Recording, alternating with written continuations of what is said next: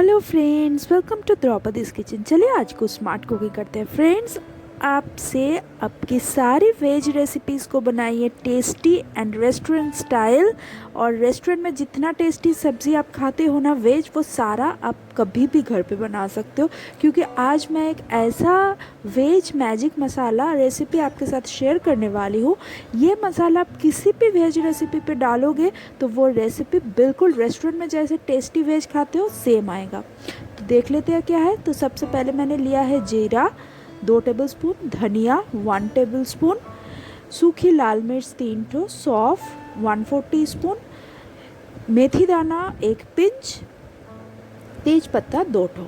अब सारे मसाले को हम ड्राई रोस्ट कर लेंगे फॉर 2 to 3 मिनट्स। अब मैंने पीस लिया है मसाला और वेज मैजिक मसाला रेडी है। अब से आप ये मैजिक मसाला चाट बनाओ तो यूज़ करो, किसी भी वेज रेसिपी बना रहे हो उसमें यूज़ करो।